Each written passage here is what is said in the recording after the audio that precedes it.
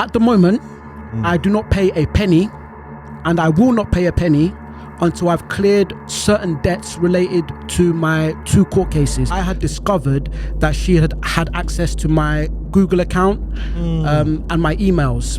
So she was able to see my search history, the websites that I went on, and also the emails going through my inbox and my sent box. That I thought it would be funny to expose myself. I don't talk about this to people because I know how it can make me look, and I'm very self-conscious about that. The issue of the baby's name came up, and we'd already agreed the name when we were together, but now we'd separated. Mother decides that she's got a different idea for her name. That whole Christmas, I can't even lie to you, I spent that Christmas depressed, alone. I couldn't be around my family with all of the children and watching everyone. I couldn't do that. I stayed by myself, taking drugs that I don't even take, getting drunk every single day. There are WhatsApp messages for all of this. Like, bring it on. I really don't care.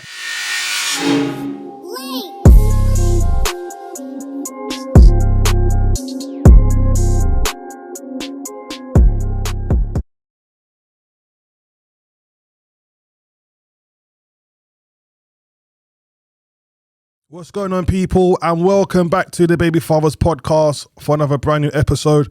I'm your host, and I go by the name of DJ Ridler. First things first, I want to say thank you to everybody who's been supporting the channel. We definitely appreciate it. Before we start today's show, what I need you lot to do is subscribe to the channel, click the notification button, and anytime a new episode comes out, you're going to be the first to know. All right. So on today's show, we have another brand new guest.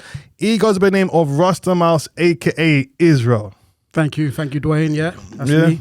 So I say thanks for coming on, bro. Appreciate it. All right, so you know how we usually do this, or to the ones who don't know how we do it. Anything what you say today is your truth, and it's your truth only. All right. So no one can't tell man and say anything different because it's coming from you. All right. So let's just get into it, bro. Start from the beginning, man. What's going on? Yeah, again, thank you, Dwayne, for the platform just to come and, share my experience. I think the best place to start my parenting journey, unfortunately, is 20 years ago, way back. And I think the starting point is me, 12-year-old. I just started secondary school, so it was 2 months into secondary school, so it was about November. And, I was an excited, very excitable kind of young boy. But to cut the long story short, I was coming home from school, and there were 2 classmates standing at the bus stop. And I'd only been in school a few months, like I said, but a lot of the boys had got into this habit of terrorizing the girls, doing things like moonies, pulling out their ass and things like that. So that was the kind of antics, the kind of things that were going on in secondary school around that time. And I don't know what it was about me, but I always felt as though I wanted to one-up everyone, to... I don't know if I was looking for attention. I probably was looking for attention. There was probably a lot of that. And I've seen these 2 girls at the bus stop in my class, kind of friends in our friendship circle. And I don't know what came into my mind that I thought it would be funny to expose myself to them. So they were Are we talking about the front private, yeah? Front privates, yeah. Okay. Everyone had been showing their ass already, so that was a bit boring. I thought, let me take it up a notch, So I'd done that at the bus stop. I haven't really thought anything of that, and we fast forward a week or so later. I'm arrested by the police, and that begins the start of about a year-long court process that I was taken to the Croydon Crown Court. So I wasn't even prosecuted through the youth court. It was taken straight to the Crown Court, and I was initially charged with indecent exposure. And that's pretty much what I had done. I knew I'd done that. So there was a certain level of guilt that I was ready to accept about that. Can I just stop you there? What culture did you expose yourself to? What, sorry? What kind of, the 2 girls, what culture were they from? That's a techie question. I understand why you ask. And I don't want to make it about race because I'm not doing that, but I'm just trying to find out what was the race when you done it. They were white. Okay, yeah. Cool. And I'm now in Croydon Crown Court. That's where I was convicted and sentenced. And because of the crime that I'd pled guilty to, that made me a child sex offender. Initially, I was arrested for indecent exposure. Like I said, I kind of understood that. But throughout the process of dealing with, these free legal aid, solicitors or whatnot, somehow a load of charges got dropped by the CPS, and I was just told to plead guilty to 2 counts of gross indecency with a child. So then, do you just all you done, just pulled your trousers down and put it back up? You did nothing else with it? Yeah, there was no touching, there was no physical contact. Okay. There was nothing further more than that, because there was actually other people at the bus stop as well. It was like 3:30, 4 o'clock in the afternoon. But yeah, it was something like very quick, very brief. I've run off. Okay. But throughout the process, or the legal process, I have now gone from being charged with indecent exposure to being charged with gross indecency with a child. And I didn't really understand the subtleties between these 2 different crimes.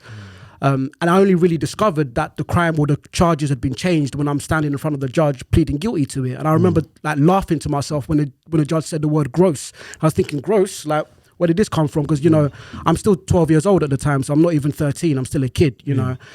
So I've gone through this process where I've been convicted of this child sex offence.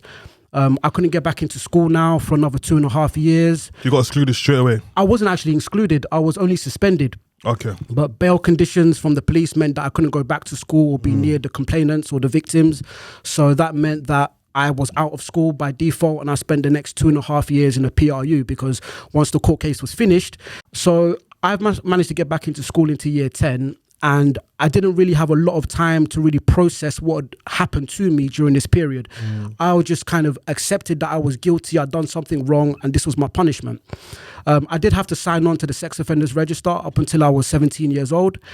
But I got to, my mid-teens, early 20s, and this now became a thing of the past. I've managed to have a career. I managed to have a mildly successful career in entertainment.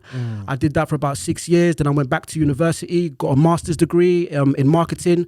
I started a little marketing agency and was working on that for the next 4 or 5 years, until I kind of hit this brick wall where I was just very, very depressed. So how did your parents feel when this was all going on? My mum was just typical shame, You hear that kind of report come back from school, and now that I'm kicked out of my school because of it and the police are involved, she's just ultimate shame, embarrassment. It was never, and also things to do with my father as well, because he was absent from the picture. This was now 2018, 2019, and like I said, I was going through a depression at the time, but I just knew that I wanted to change my life in some way. And then I met the mother of my child. Okay. We met when I was putting together a short film. I needed a musician to come on board. She got involved with the project. The project came to an end. We started talking. She was from like 3-4 hours away from me, but somehow we just kind of built up a rapport. I'm spending a lot more time with her, so I'm thinking it just makes more sense that I get a job around the area, just to, give me a reason to be around there. And I landed a job working with a company, going into schools and delivering workshops for children. So what happened from there? Yeah, the relationship, I started to get signs of incompatibility, let's say, between me and my baby mum, right? On certain things that were just fundamental. So I know I'm not a cheater. I'm not the kind of person to like cheat on my partners or anything like that. So what kind of things was she saying to you? It was really, there was 2 actual things. I had a business in Manchester, so there was my business partner that was female, but an older female, but they didn't have a good relationship for whatever reason. So whenever I was in Manchester working on a business, that was a source of tension. I'm sensing the incompatibility. I'm feeling as though that this relationship is not really going to last. We've been together only about 4 months, but now she's pregnant. Okay. And just around the same time, the world has gone crazy. There's a pandemic. Yeah, there's a lockdown. She had a pretty bad pregnancy in the sense that she was sick throughout all of it. So it was like a pretty tough time for her. Obviously, the pandemic was very scary because no one knew what was going on in the world. But I can't lie to you, I was loving life at this point. Apart from like the little tension with my baby mum, feeling as though the relationship wasn't quite right, I was excited for the fact that I was having a baby. I was happy with my life and where my life had got to at that point. We're in about May. So about the 5th month of the year, I'd been working for this company, going into schools for about 5 to 6 months. And in this time, I had to obviously apply for a DBS, and it didn't come back straight away. 6 months it took for the DBS to come back. And at this point, when it arrived, I'm already like on furlough, just like chilling at home. I've got this envelope, I've opened it, and I'm like, wow. What things was it saying on the DVS? It really just had the 2 convictions: gross indecency with a child ×2, and then the sentence was supervision order for 18 months and sex offenders registered notice for 60 months. So I'm reading that and I don't know what to do now. I've sent it over to my employer, and surprise, surprise, I get fired. And that's which is a normal thing, because that's all down to safeguarding. So that's the only reason why a school can take that action. So I'm not saying whatever it is, but for their own safety, they have to put that in, they have to do that. Even still, it was from when back then, but go on, innit? I had been working for 6 months unsupervised with children. That's a big safeguarding. If you're going to fire me because of all of this, what happened to the last 6 months and what I've been doing, you know? So I was very much triggered, and right when I'd already decided about 6, 7, 8 months ago that I was going to put this issue to bed, that this was something of the past that I never needed to think about anymore, all of a sudden it was right in front of me. And I knew that I just needed my own space. But obviously it's not ideal because she's pregnant, she's having a bad pregnancy, she's really feeling the effects of the lockdown, she can't see her people or whatnot, she's really upset and depressed and whatnot. And I don't want to go into her situation too much, but she started, her health started to decline. Okay. And she basically let me know that she had been harming herself. And when I got that information, I actually believed that, I knew it was a cry for help. I didn't think she was really trying to hurt herself, but I knew that what she wanted was my attention, because I'd taken myself away from her. She lived like 3 hours away from me. So I've taken myself back to Manchester, and I knew she just wanted me there. But is this the first time she was doing this then, or she's been doing this in the past as well? She's never done anything like that in the past. Okay, she's done this, just started. Yeah. But I just, because of where it was, and, you know, I just felt as though this is just what she just wants, my attention. And there was a stubborn part of me, there was an angry part of me where I knew that she was trying to manipulate me emotionally. Social services have got involved. They interviewed me once. I gave them the story about, you know, it's lockdown, she's been stressed, our relationship has been a bit tense or whatnot. And I didn't think that anything was going to happen of that. Basically, to cut the long story short, I had discovered that she had access to my Google account and my emails. So she was able to see my search history, the websites that I went on, and also the emails going through my, obviously my inbox, my inbox and my sent box. And the information that she had, because at this point in time, it's not like I'm a liar, but I was purposely withholding information from her because I was dealing with all of this situation. I wanted to handle it all myself. So the company that had fired me for gross misconduct, I threatened to take them to court now and expose everything, the fact that I've been working and blah, blah, blah, blah. So they'd offered me a settlement and I'd rejected that. So she had seen that information there. So she's never been aware of this? No, she was aware of that, but she wasn't aware. I mean, she knew that I'd been fired and everything like that. But as she was aware of the allegations or what came to light about you when you was younger? In fact, that's probably an important step that I missed.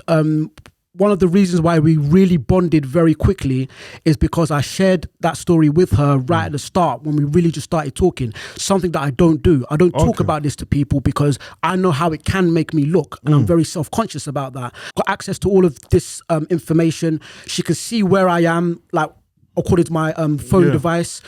She could see that I'd been searching on Google, like, things about... So did she jailbreak your computer, or no, how did she knew take my your password. How did she get that?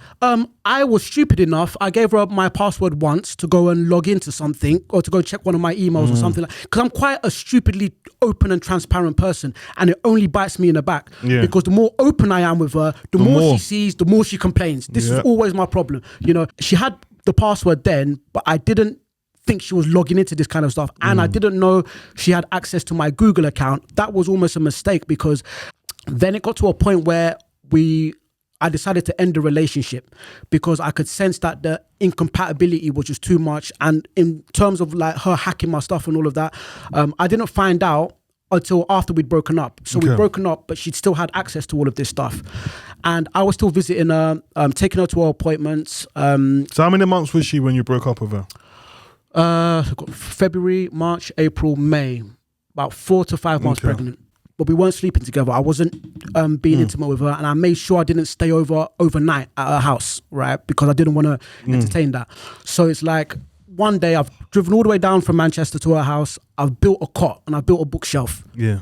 And it's like 8 o'clock, 9 o'clock. And in the back of my mind, I'm like, man, I don't want to drive all the way back. I want to stay here. But I'm like, you know what? Be sensible. And I got in the car and drove up. It was absolutely pissing it down with rain. So I said to myself, you know what? I'm going to park up, book a hotel, sleep here, then drive back in the morning.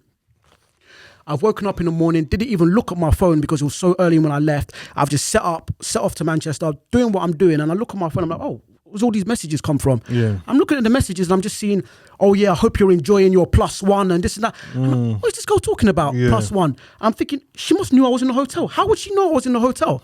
I haven't told anyone. I haven't spoken to anyone. Like, I've been by myself. And then I've realized that she's been looking at my emails. And then I've driven straight down to her house because I couldn't get in contact with her. I'm calling her. She's not answering. The phone is off. My numbers are blocked. All of my family members are blocked. She's already, done a little bit of self-harming before. So I'm on edge thinking, is she going to go and do something now? And they say it's because of you and you were cheating on me. And that's the reason why I did it. Like, now that she's got the wrong end of the stick. So I've driven down there, got to her house, come in. I was angry, but I wasn't shouting and swearing, but I'd come straight to the computer and say, look, I booked a hotel, and I've gone onto Google, I searched for the cheapest hotel, and you can see there, it populates automatically 2 guests. I didn't choose anyone, and at the end of the day, we're not together. So if I am there with someone, I was kind of righteously angry, what I mean? And then she goes, I've been looking at your, what you've been searching. You've been saying that you wanted to take the baby away from me because I haven't got mental health and stuff like that. I'm like, what? So you've been reading?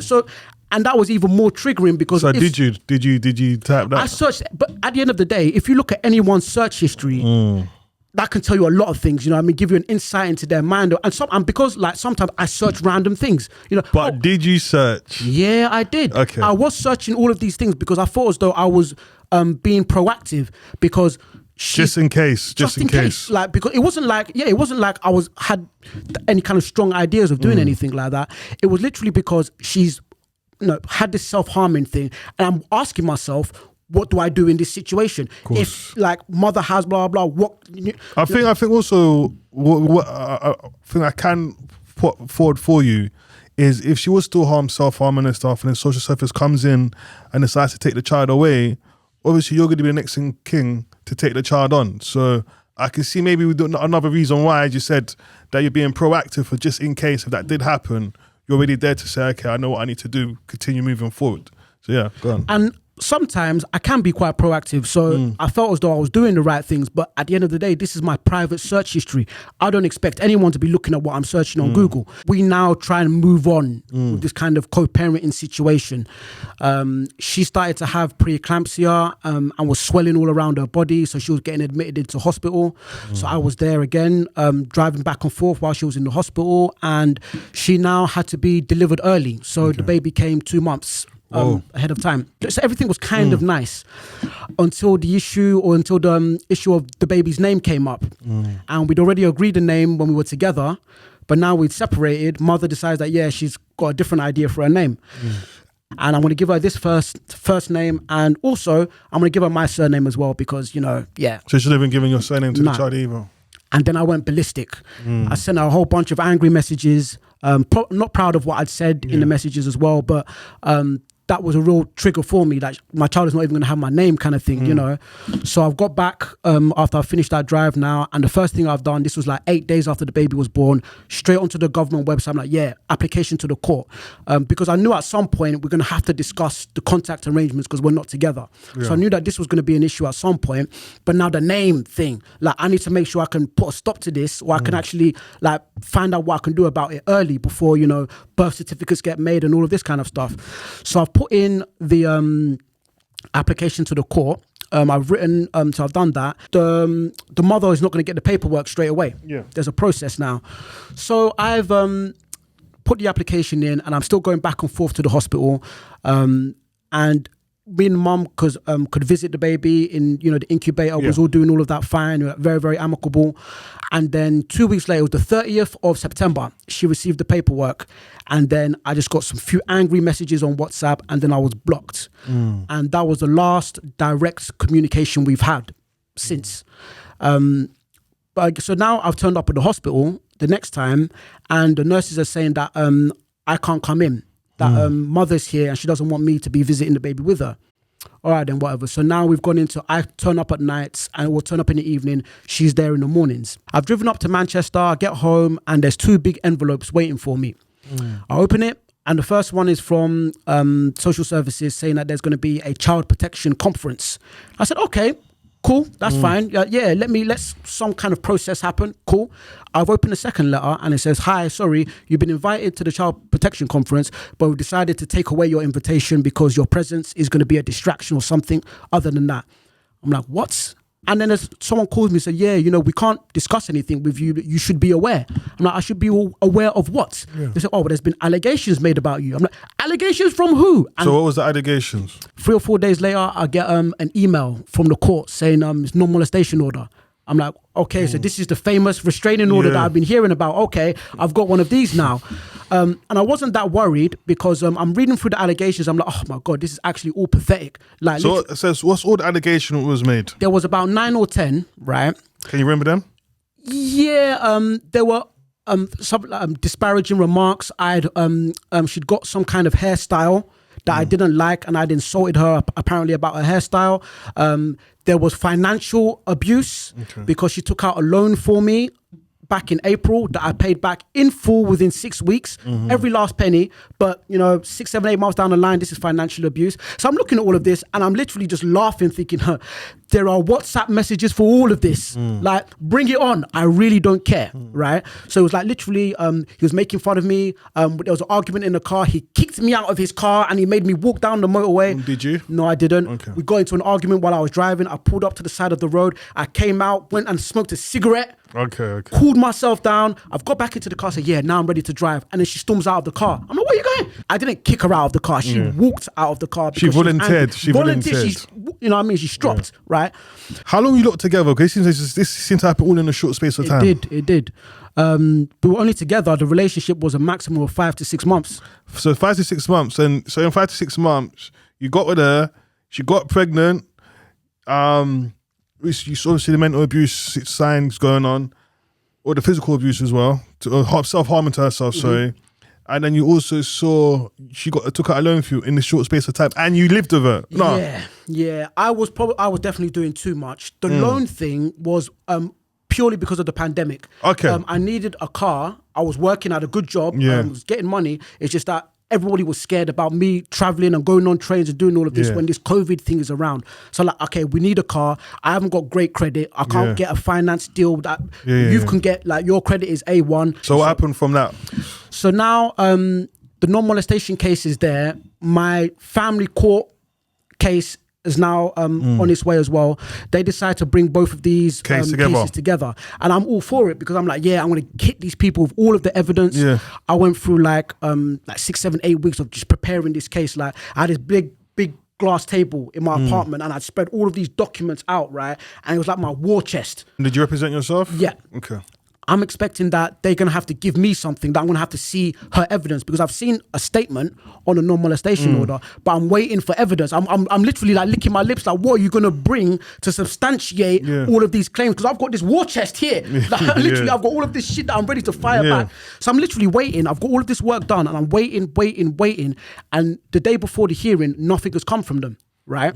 So now I'm like, okay, cool. On the day of the hearing, I've just sent the court and sent the other side all of my evidence and all of my, because what I did do now, once I received the non-molestation order, I was very angry, right?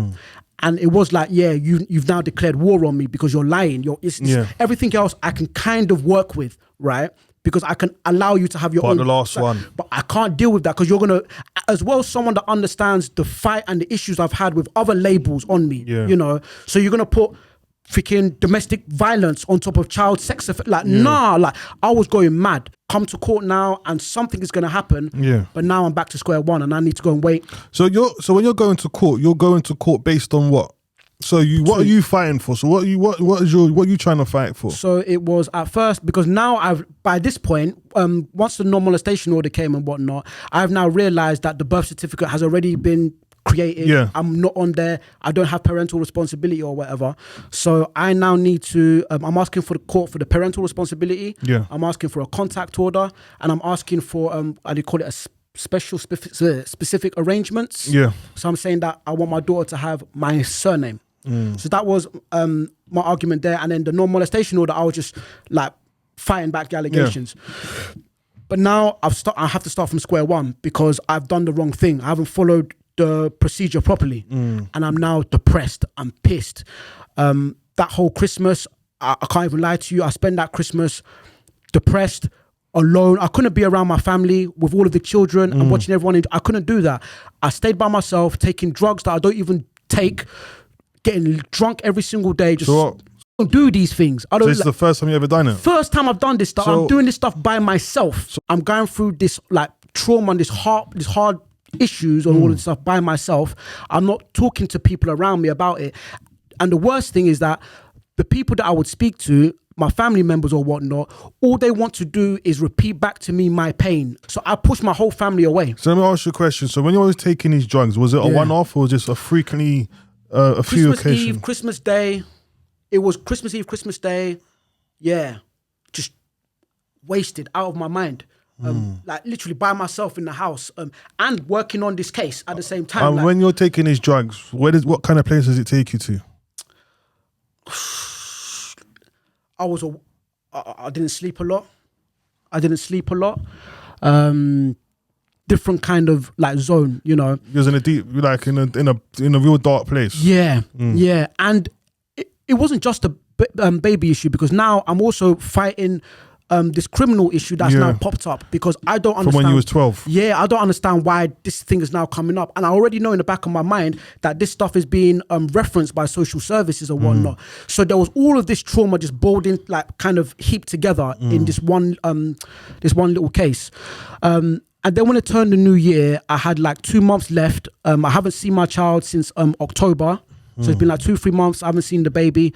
And then I made the second best decision I've ever made in this process. Yeah. The first decision was to go to court in the first place. Even though it was driven by the wrong motivation, I knew that I needed that clarity from an order to be able to work this co-parenting relationship with the mother of my child. But the second best thing I ever did was get legal advice from a barrister. Right.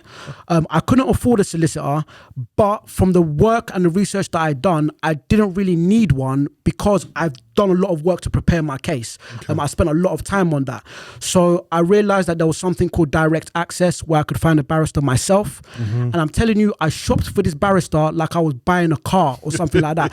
I made, like, I literally put all the filters in. I said, this person must have at least 10 to 20 years experience in family law only. I don't want someone that's a jack of all trades. No. I want a fucking specialist that is doing this day in, day out. And I found one. The price wasn't absolutely crazy. I know you told me not to give out prices or what it is that they charge. But I can say that with a payday loan, I was able to do it. Yeah. I had about 3 hearings in total, but the reason why it was such a good decision to go for the barrister is that obviously my baby mother was represented, so I would have been at a disadvantage if I had enough ego. I did have the ego and the pride to believe at the beginning that I was going to stand up in court and represent myself, because I thought as though no one's going to know my case the way I know it. I've done all of this work, but nah. Wrong mentality. So now I've chosen this barrister. The difference between me selecting a barrister and paying for him versus her getting one for free was night and day. It was like master and apprentice. I was sitting there laughing to myself how the barrister took control of the whole proceedings. Her barrister sat there like a deer in the headlights just watching everything go on. And it makes sense because she's legal aided, probably overworked, got 1,000,001 cases that she's dealing with. And my guy is, like you say, you get what you pay for, you know. It's true. But it wasn't just the fact that he was experienced and whatnot. it's actually what I learned from him. So there was a moment where we were negotiating the details of the contact order, and he suggests himself that the contact order that I had was phased in, that I didn't go straight to 3 nights overnight. He said, no. We're going to do one night and then 2 nights, and over a period of 4 or 5 weeks lead up to 3 nights, 3 overnights. I'm sitting there thinking, what are you saying that for? And he goes, because he said in court that we want to make sure that mother is well adjusted to the change. And listening to my barrister think for my baby mum taught me everything that I needed to learn about how I'm supposed to manage this situation. That I needed to be big enough to really be able to see what is in the best interest of the child. Of course. And taking a child away from the mum abruptly is just going to give the mum anxiety and stress and this and that. So with that, I started to learn on how I'm supposed to co-parent. And I actually don't think the other side will be given that kind of, I think the other side is going to be more animal, they're going to be more looking for a fight, really. But my barrister was really about finding the best solution for the child and being child focused. And that was really what I learned. So if I was going to give anyone advice about going to court or even defending themselves or writing their statements, the one piece of advice I would give is strip all emotion from it. If you're going to write anything to the court, there must be nothing in there that is emotionally driven or from that place. In fact, I would go as far to say is that you shouldn't even bother making any kind of allegation or throwing any kind of mud at the mother or the of other person. Even if there's mud there to be thrown. Because in my experience from looking at other fathers and other father situations, it doesn't make a jot of difference whether the mum is on crack, whether she's sleeping with 100 people, whether the kids see all it does. No one is going to take the child away. No one is going to give you more time or more contact because the mother is unfit or anything like that, unless she really is that. But if you're not, like, if you're looking at your baby mum and you can't call the police, or if you don't have that genuine fear for your child's safety, if it's just, I don't like the fact that she has other men around, or if it's things like that, don't even bother bringing that to court. The reason being is that you want to make the court's life easy and you want to make social services life easy. If you give them red meat, if you start giving them stuff to start fighting over, you're just going to delay yourself. Because in my experience, all of the stuff that I came with, there's 96 pages of good evidence, not even like just me typing this. This is WhatsApp conversations that I feel are going to prove without a shadow of a doubt that what I'm saying is right. And over 2 court cases that I went through, no one cared. No one paper was read. So you're trying to say then to stick to the facts in terms of solution focus on the child. Yes. And also forward focused. Forward focus. And also in regarding to when you're working co-parenting with obviously with the mother, if you are you saying, trying to get your child to get access to yourself, be mindful of the mother at the same time? Is that what we're saying here? Yeah, that is the true test of a parent, you know, when you can rise to that level and say that, okay, and it's very, very difficult because I was telling myself these are the right things to do, but then I also have to think about my own feelings because I'm human. Ask you that. I love my child. And I have to remind myself that me being a positive, present, consistent father is in the best interests of my child.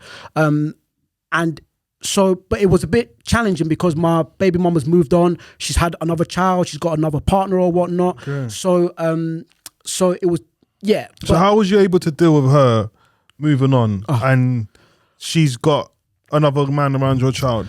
How was you able to cope with that? Yeah, her moving on, that didn't bother me at all.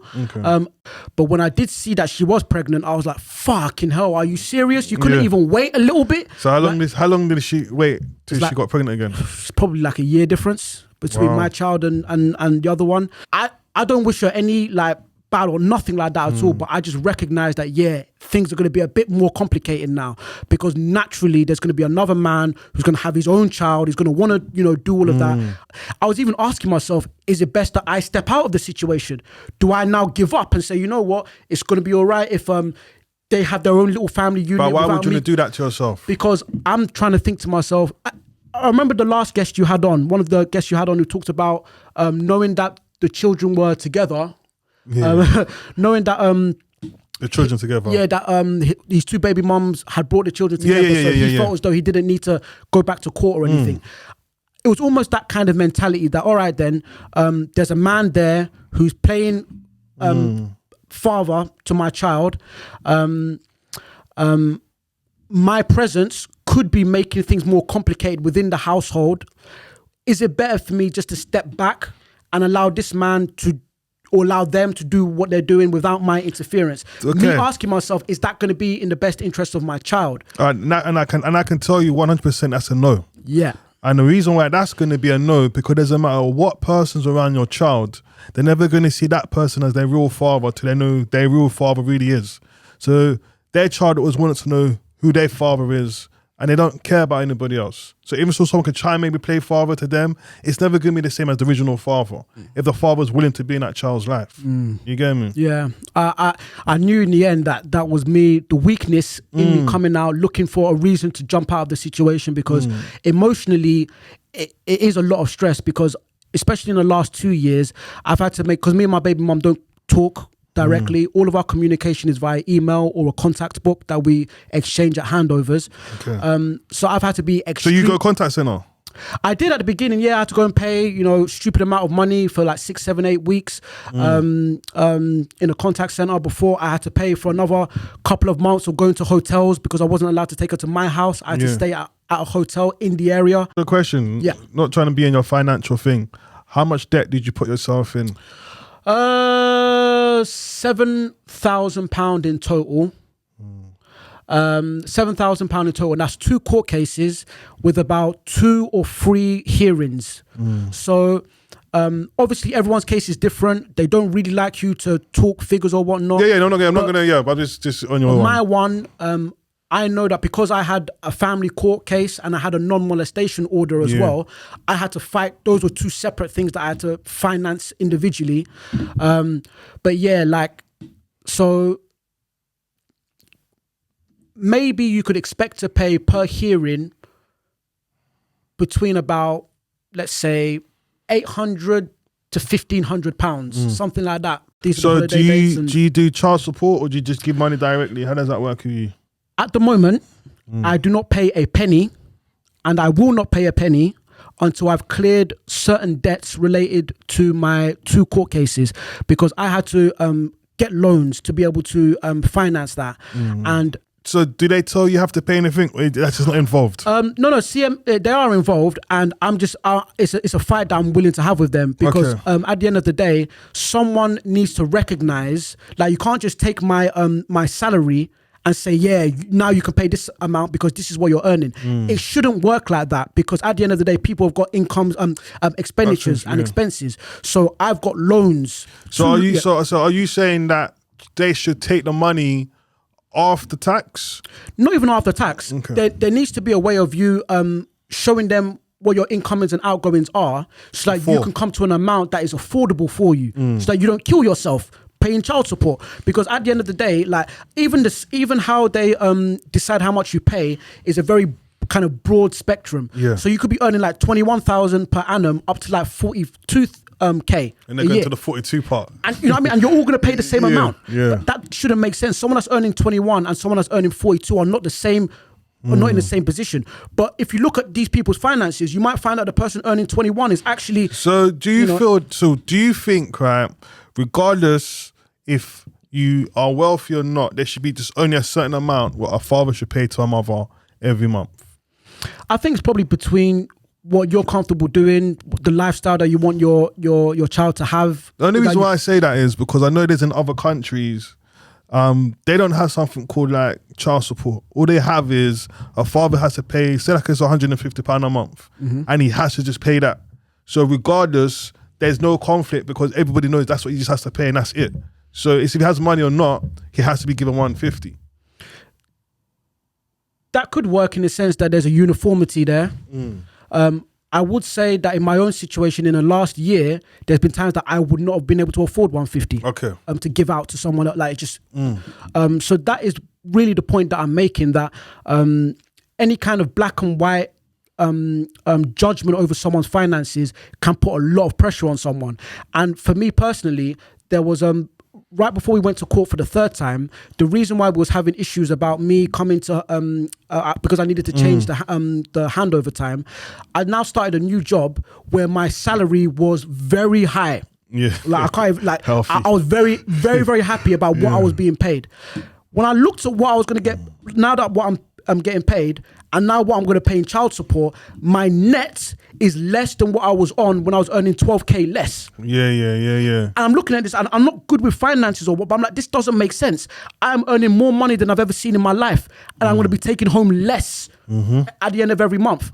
And then on top of that, you know, the society, the system is not, doesn't recognize you as a single father or as a co-parenting father. So there's no you don't get no child tax credit. We don't get nothing. Nothing like that. Everything you don't get help with your housing. You don't get help with legal. You don't get help with self-defend nothing. for yourself. You've got to defend for yourself. But then at the same time, I still need to provide a life for my child when she's with me.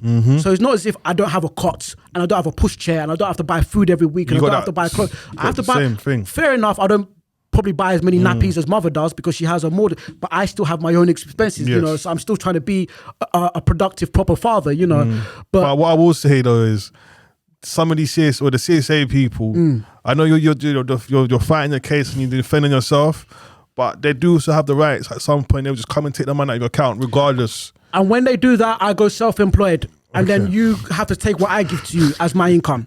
I'm planning for all of this. Like, but I'm just saying I have to put that out there. I'm going to pay them when I'm ready to pay them. And I'm not just being stubborn for stubborn's sake. I'm being stubborn because in order for me to do what everyone said is the right thing, to make sure that I'm in my child's life and I've got parental responsibility, and she's got not the surname, but she's got my surname as her middle name, you know. Yeah. So, and she's got the first name so for me to get all of these things, right, I had to pay thousands, right, that I'm paying back every single month, right? And until I've done that, I can't responsibly start supporting another house. 100. Because I already know right now that I'm paying back what I've done to put myself into this situation right now. So that's why I'm being stubborn. But I want to be in that position to be able to freely give, and that's what everyone you should always hope to have surplus to be able to provide. 100. That should always be a goal or an aim for you, and it's absolutely my goal to do that as soon as I've cleared those two particular debts that I've got to my name. Once those are gone, I'm happy to start paying support, whether that's through child. I prefer not to go through the child maintenance. I prefer just to come to an agreement with mother, but yeah, I'll cross that bridge when I also come say, just obviously kind of saying what you're saying about paying child support to be on CSA and not to be on CSA. To some extent, I think actually being on CSA, to my experience, I thought in the beginning I was really peed off for being on CSA. But you know what? Now I'm on it, I wouldn't even come on off it, my brother.